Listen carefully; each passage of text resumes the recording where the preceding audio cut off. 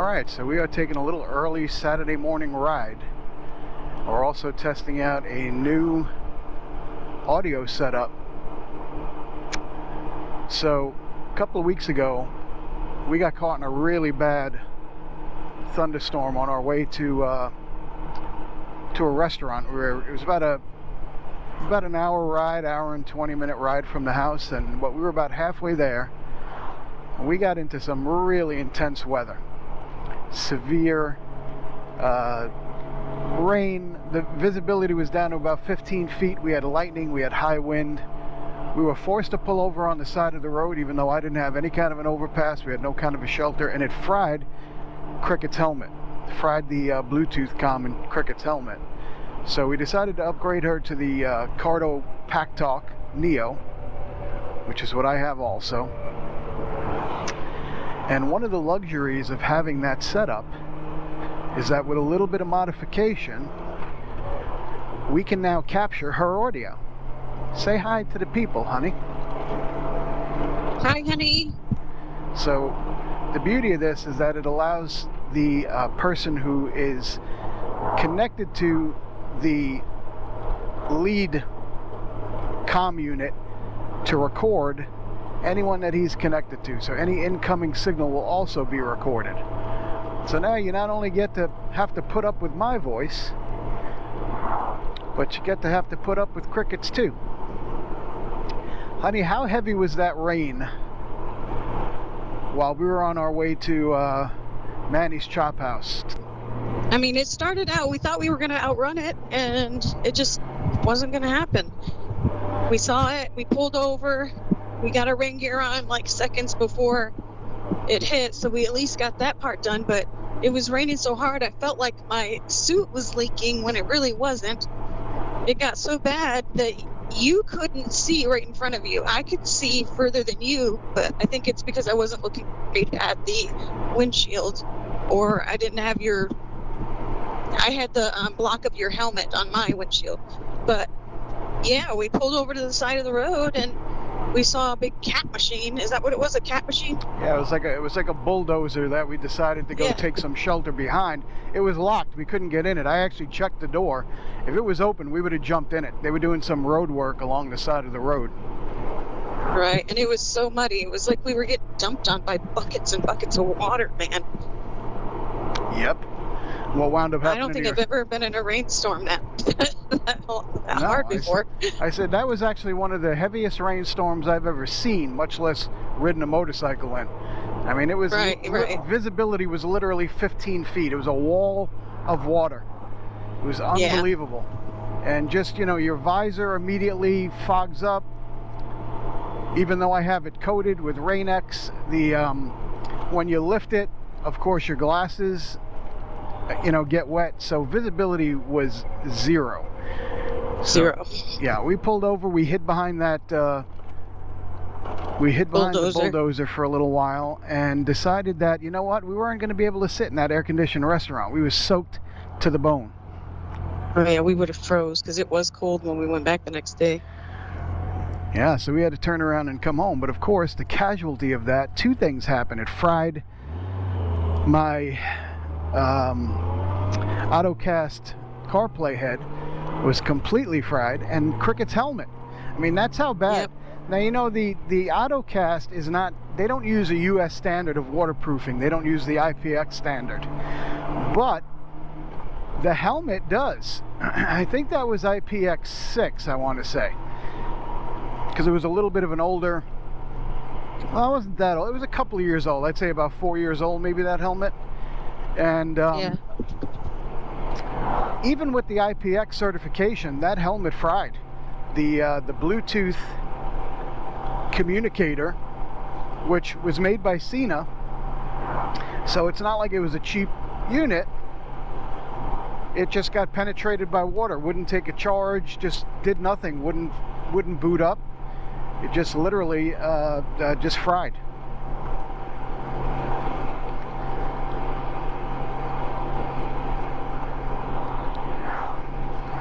Yeah, because when we were riding, all of a sudden I couldn't hear you anymore. I was like, what did happen to my helmet? Is the battery dead? Well, that's what we thought. We thought her battery died because I was trying to talk to her because there was a lot of logistics into making the rest of the ride home. I mean, we had another thunderstorm as we were on the way back rolling in, and we could see the lightning and the thunder just the way it was before the first storm. So we were trying to plot and plan how we were going to handle that, and all of a sudden she wasn't there. And sure enough, we figured out once we got home that that thing just took as much water as it can handle, and that was it. It was a goner. And that shouldn't be, not with a waterproof rated unit, but that just goes to show you how incredibly intense that storm was. It was a blanket of rain. I mean, literally a heavy weighted blanket of rain. Yep. So anyway, we figured we'd get out this morning. We haven't been on the wing in a while. Actually, I think that was the last ride we took, right? It was, yes.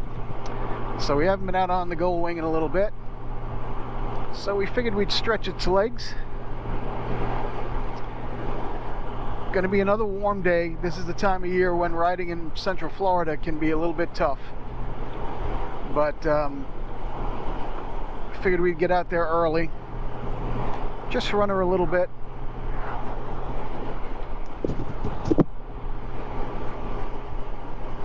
Right, honey? That's right, honey. Before what? Before it starts getting hot and sweaty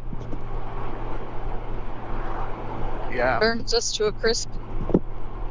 Florida can be a bit miserable in July and August, and we are right there. We're in late July. I believe today is the 7th? 26th. 26th. I don't handle heat well. Cricket does not. When we went to went to the Blue Ridge. No, it's when we went to the Blue Ridge Parkway. Oh yeah. We rode up to North Carolina. That was actually it was the third week of July. I believe it was July. On the way there, I was fine. Yeah. Well, on the way there, it wasn't too hot until later in the ride. But the thing about riding up there is that as we started getting close to Asheville, which was about a 560-mile ride or so, as we started getting close, the temperature dropped like 15 degrees.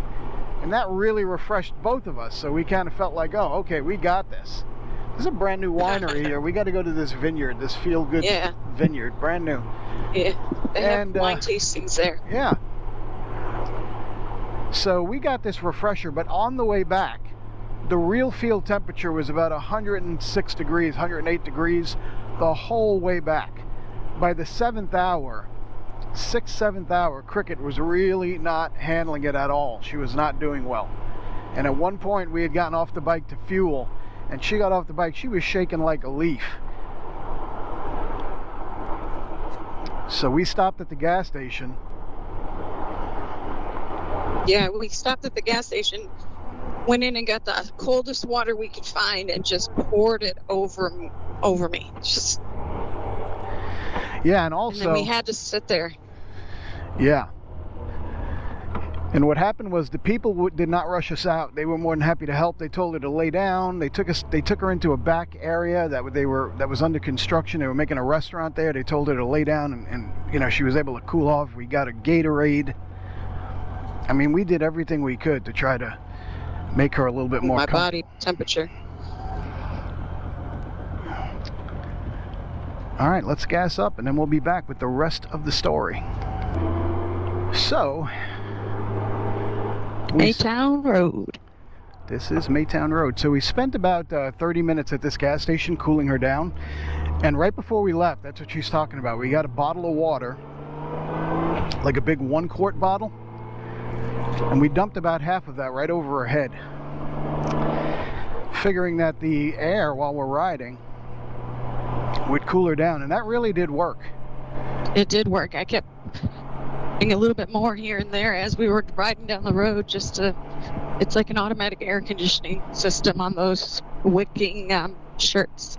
Yeah, and then what we would do is, where we were stopping every, say, hour on the hour, for about the last, I don't know, maybe 200 miles of that trip, we would stop every 30 minutes, check her out, wet her down, and we just kind of limped our way home. But she was getting into trouble. I think had we not stopped when we did stop, she would have passed out. Yep. Just like in Texas. Yeah, that was... I think that started the whole thing, is because I never had that issues until I had that near-death experience in Texas. I really thought I was done. So in Texas... all my bodily functions failed. And Texas, we had gone, we went to the Big Bend National Park. We did not take the bike on that trip. We took our Jeep at the time and went to Big Bend National Park, decided to hike the Window Trail. And the mistake we made was that we started that in the middle of the day. Also, it was a 6-mile hike. And even though, so as Floridians, we deal with the brutal heat, but it's a very humid heat down here. So you sweat down here, you know how hot you are, you know how you're overheating. And in Texas, especially West Texas, you're in the desert. So even though the temperature might be 105 degrees, the humidity is about 10%. So the sweat wicks off you and you don't really feel like you're that hot. You don't feel that uncomfortable. You're not sticky. And what we learned is that can be very dangerous. Yes. So we hiked the Window Trail. We had about, I don't know, I don't remember how much water we had. A bottle each, right? Yeah. A bottle each, I think. I think we had them in some kind of like neoprene canister. So it might have been maybe 30, 40 ounces of water each, which we thought would be plenty for a 6-mile hike. I mean, we weren't going very far. But the thing is, it was all downhill. It was all downhill going out until you get to the window, which was beautiful. You stand there and you look out at this pristine landscape. And then, coming back, you're all uphill. And you've already hiked 3 miles, so you're already starting to dehydrate without realizing you're dehydrating. And now you're going uphill. And about halfway back, maybe a little less than halfway, maybe about a mile into the uphill, Cricket says to me, "Are you feeling all right?" And you're behind me. I was behind her. I was letting her lead, go at her pace. And I did feel okay, so I said yes. What I didn't realize is that she was just gauging me because she was not feeling okay. Mm-hmm. Yeah, I was not feeling okay. My hands were swollen, tingly. I was walking with them up like I had just scrubbed for surgery, trying to keep the blood flow down instead of in my fingertips. And I was starting to feel lightheaded. I wasn't sweating at all. And by the way, Cricket is an RN, which is why the scrub reference came in, to those of you who are confused. Cricket's a nurse. She's an RN. So go ahead. So you were walking with your hands up, almost like, like stick them up, like somebody was holding you up. Yeah, because I was trying to keep all the blood flow from going into my fingertips because my hands were so numb I couldn't feel them anymore. So I'm walking with my hands up and I'm moving my fingers around, trying to get circulation back in them. And when I asked him if he felt all right, he's right. I was gauging him. I was trying to find out if he was feeling the same thing I was feeling, because when he said he was feeling fine, I knew I was in trouble. So I tried to speed up a little bit and I tried to keep going. It wasn't until a little while later that I finally told him what was going on, and he tried to give me water, but I was so nauseous. I was taking sips. I couldn't drink fast. I had to just take sips. Last thing I wanted to do was throw up, if I even had anything in there to throw up, because I was so dehydrated. But yeah, and at one point I had forced her to drink all of her water, and like she said, she was fighting me. She didn't want to drink it, but I was like, you have to drink. And I saved what water I had. I wasn't drinking at all because I wanted to save what water I had for her.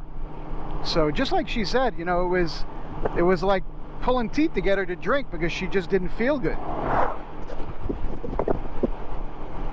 So as we were walking up, every time we turn a corner, he'd be like, we're almost there. And then I'd turn the corner and look, and I'd be like, oh my God, another hill, another hill, another hill. And I was dying. And we got to one point where my body just shut down, and I lost all fluid. Everything in my body just came out. I think it was just a defense mechanism on your body, like a compensation thing. And I literally had to hold onto his backpack, and he had to drag me. While we're hiking, the whole time we're hiking, we're passing signs that remind you that you are in bear and panther country, because that's the higher elevation of Big Bend National Park, and there's a lot of cats there. There's a lot of panthers. The whole time in my head, I am thinking, if she passes out, and I know she's close, we're about 1.5 miles from the trailhead. Do I leave her on the ground and try to get help? There is no cell service out there. And by the way, we did learn, and we bought a Garmin, an InReach, because of this experience. A Motorola Defy, I'm sorry, but it works like a Garmin InReach.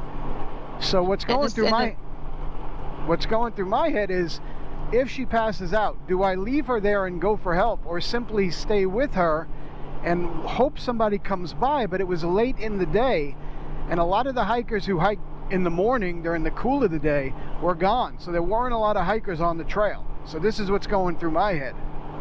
And coincidentally, that was also going through my head.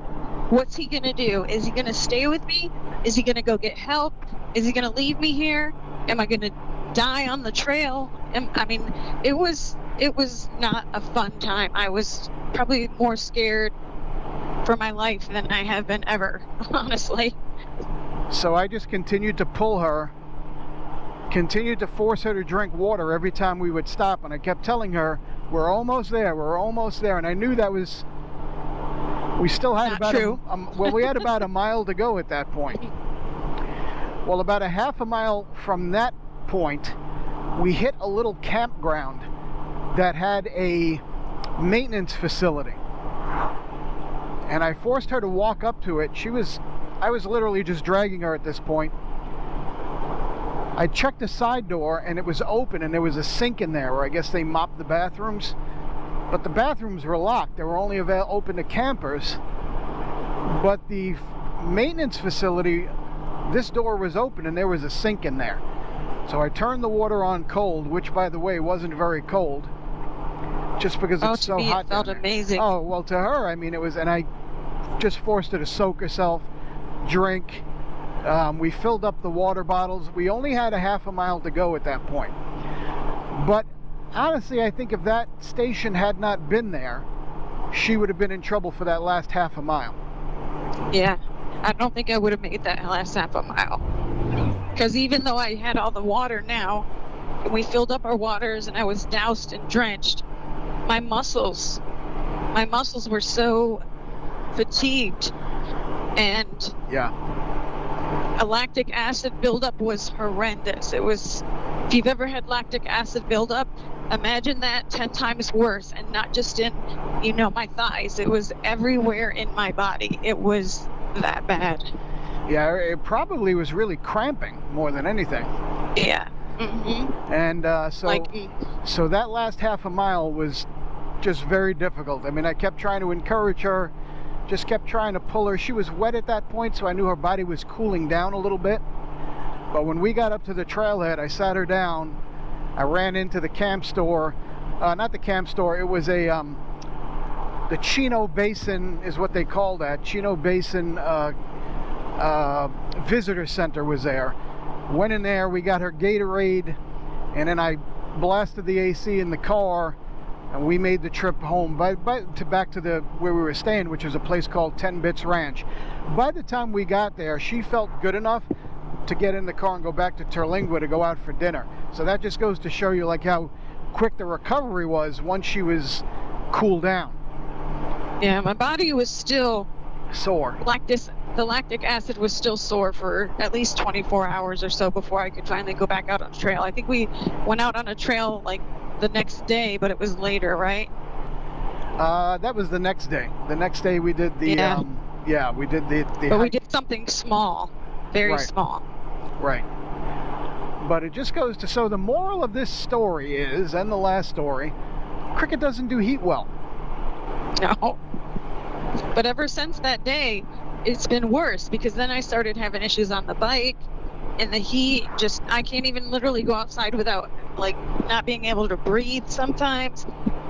And it just takes my breath away, almost like it damaged me for some reason, because I never used to be like that. I used to be able to go outside and lay in the sun and, do yard work sometimes. And I never liked to do yard work, but at least I was out there. But now it's like I could barely stand outside. So this is why when we get out on the bike in the summertime, we try to get out and get back early. We don't do any kind of really long distance. I mean, in July and August, I just can't put her on the bike for 500 miles. It just won't work. No. So, we try to keep our rides just day rides and short rides, and try to get back before it really, really starts to get hot. And that's what we're doing now. Yeah. Just a little ride out, stretch the legs of the gull wing, get the fluids flowing through it. These bikes don't like to sit for long periods. And the juices. Get the juices flowing. So we're taking a ride out to the Manatee viewing area on the Haulover Canal. This time of the year usually doesn't hold a lot of manatee, because the manatee like to come into the canals and the springs in the wintertime because the water is warmer there. So we'll see, there may be some, but it's just a nice ride. It's all country, rural road like this.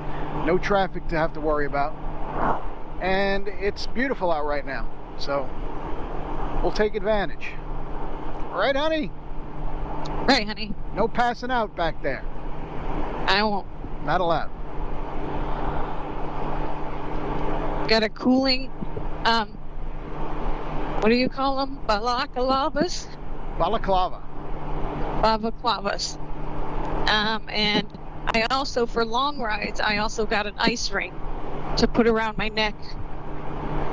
So we can utilize those next time we go on a longer ride. She knows all the tricks. That's right. She's got it all down to a science. Nice to see the bikes are out today. In July and August, a lot of times you don't see a lot of bikes for that reason. It's just too hot. But today, I guess just because it's kind of nice this morning, there's a couple of bikes out here. The breeze is a little nice on the bike.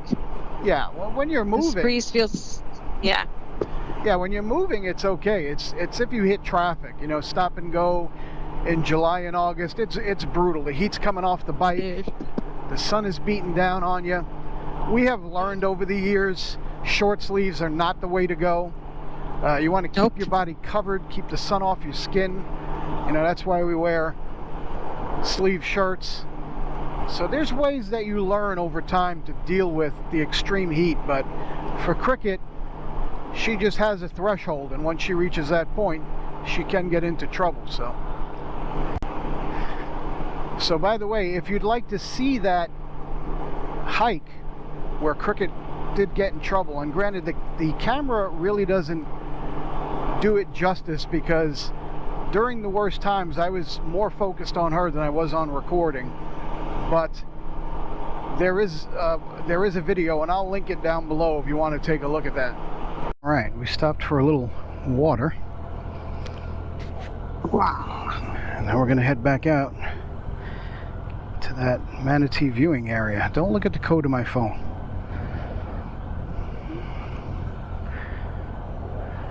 I know your code to your phone. I'm not talking about you, I'm talking about the general public. Oh, forgot you were recording.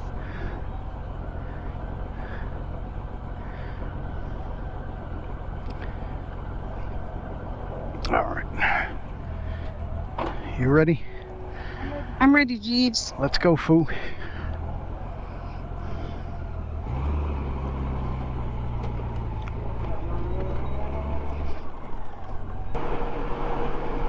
So we stopped for some water. Cricket is all rehydrated.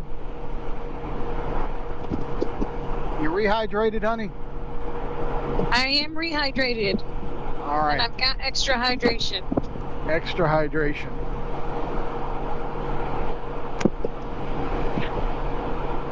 Keep biting my cheeks. Cricket got a new helmet. And whenever you get a new helmet, for those of you who don't ride, when you get a new helmet, the cheek pads are always going to be a bit tight until they loosen up, until they start to break in. So Cricket keeps biting the inside of her cheeks because of the tight cheek pads.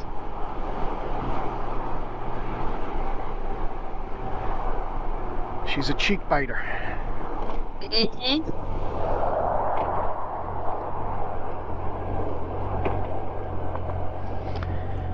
All right. So let me tell you about this little place we're going here. We're headed out to. This is called Merrit Island, and it is a wildlife refuge. But it is also the home of the Kennedy Space Center, as you can see here on this sign. So this is where all your rocket launches in Florida, this is where they come from, and we actually see those rocket launches right from our backyard.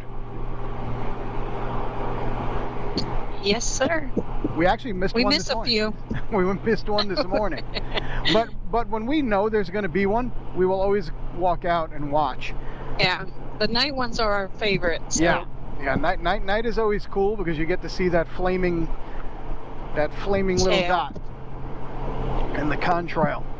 But Merrit Island is also beautiful because the body of water. Well, of course, on one side you have the Atlantic, but then on the other side you have the Mosquito Lagoon and the Indian River, which are two.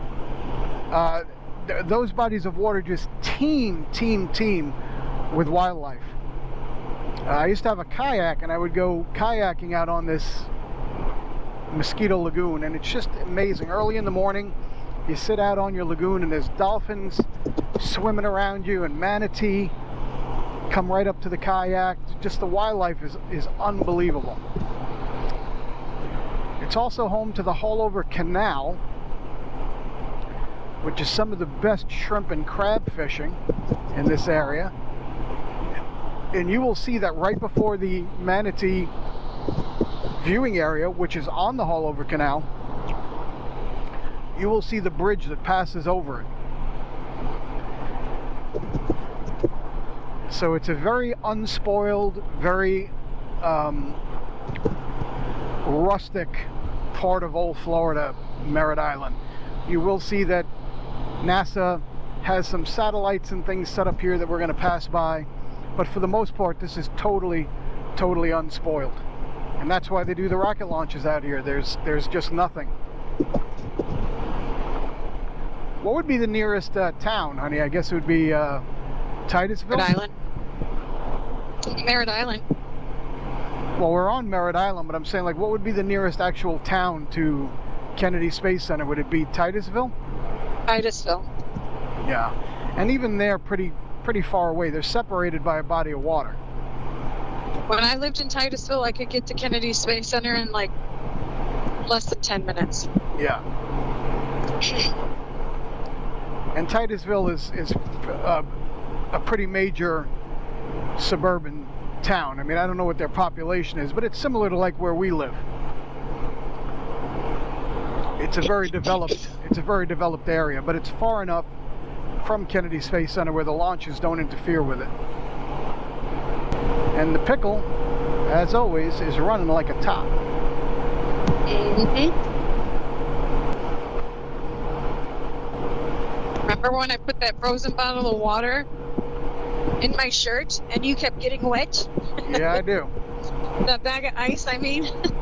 Cricket decides to put a bag of ice in her shirt to keep cool. When we were coming back from Cedar Key. Well, it turns out that bag of ice was leaking, and guess where the water was going? On your back. Yeah, fun for her. For me, not so much. That was fun. Hey, I was cool. Oh, so was I. The water at first started sprinkling out, and it was getting you in the neck, and you're like, what the f is that? That's about right. And then I realized what it was. I'm like, oh, it's going to yell at me in a minute.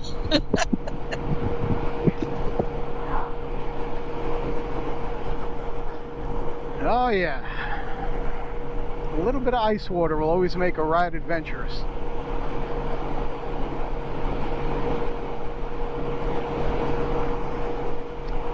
So you could just see how this is just miles and miles and miles of just unspoiled landscape. Foliage. It is beautiful though. Up in the distance there you can see one of the NASA satellites. Pretty sure that's where they try to hone the aliens in from. So when they talk to other worlds, I'm pretty sure it comes from there. Yeah. Although out west they do have much bigger radar systems. I saw them in, I don't remember if it was Arizona or New Mexico. They have these giant dishes that face up towards the sky that move, like I guess that by computer, you know, they can point them whatever they're trying to listen to. They're very impressive to see. They have more UFO sightings in Arizona than they do here, though. I don't think that's true. I think Florida's the #1 state. For UFOs? Yeah. Well, because we have Florida Man here, and we get the most anal probe abductions here in Florida. Oh my God. You're so funny. Well, people are weirder here. Come on. We know that. I think aliens, I think they live amongst us anyway. Just don't know it. Pretty sure you're an alien. I am. My father was from Venus. No, he was an Indian. Or so he said. He had alien Indian blood. Well, honestly, he did not know that he was not Indian until I told him. So there's that radar display. Array, whatever you call it. Beacon 42.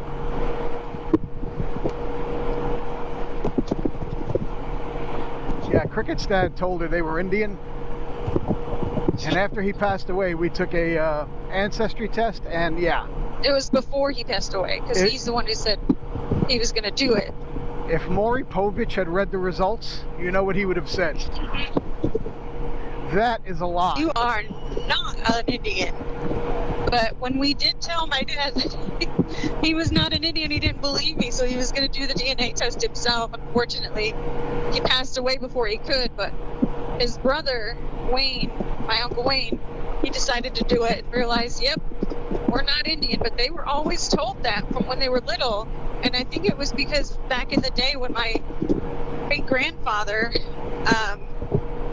I guess you could get benefits for being an Indian or whatever, and he just told them, and there was no way to prove it. You said you were an Indian and you looked like one, then there you go. And so their whole lives, through generations, they just believed that they had Sioux Indian in them until, of course, genetic testing came around and we found out we're not. So Cricket's dad was out in the backyard doing rain dances and they weren't working. Now we know why. That should have been a dead giveaway. But we did love the rain, though. He would wake us up at 2 o'clock in the morning to watch thunderstorms, even on a school night. I, on the other hand, when I did my DNA testing, am 9% native. So there you go.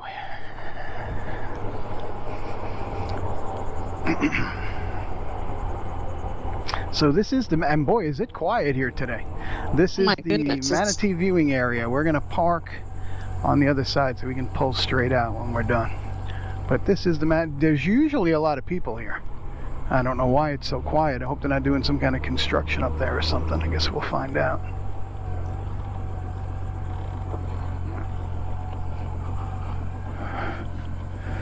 All right, going off. Cricket went off.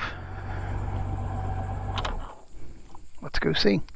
We came and we saw. So we didn't get totally skunked, even though there's not a lot going on there. We did see a couple. You ready, honey? I'm ready. We did see a couple. But if you come here in the wintertime, it's warm. If you come in the wintertime, they come into the canals and the shallow water for the warmth. And there was a family there, I think they said they were from Mississippi. And we were telling them that, you know, in the wintertime, sometimes there could be 30 or 40 of them all around that little dock, that little viewing area. So this is just not the best time to see them. Not the best time of year. But they're out there.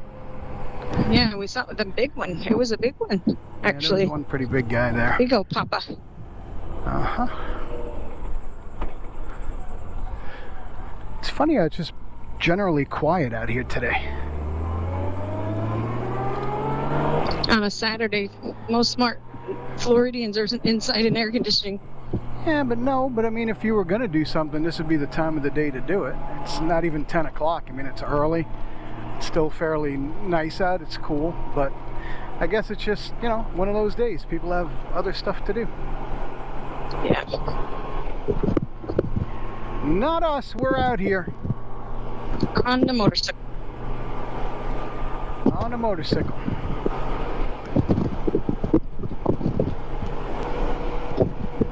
Alright, so we're going to make the beautiful ride home just the way we came. Maytown Road. Great road to travel on if you don't want to have to deal with anybody else.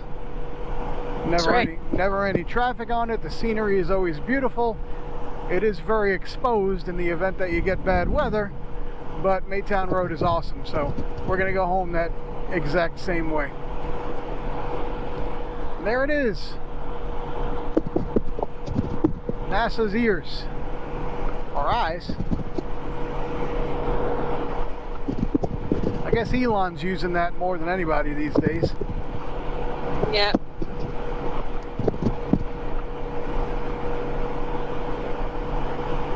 But we are big fans of Elon and everything he does, so you just keep launching those rockets.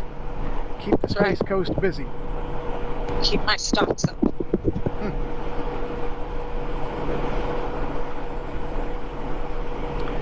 Actually, Tesla stock was down this week. I know it was down on, I think, Thursday or Friday, it was down 3.5%. I think he's so focused on other stuff now that Tesla's on the back burner, but hopefully he'll come out with something new.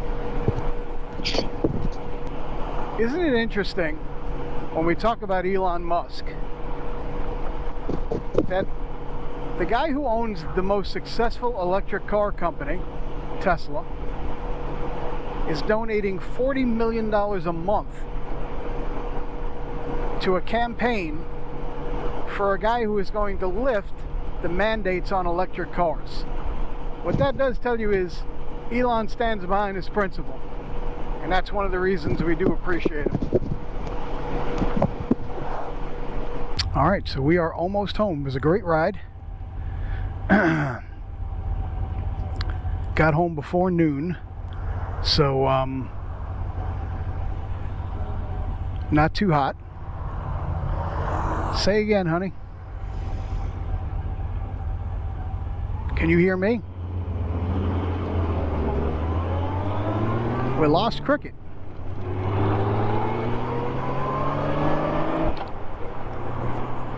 So we're just going to relax the rest of the day, soak up some air conditioning, stay in the cool.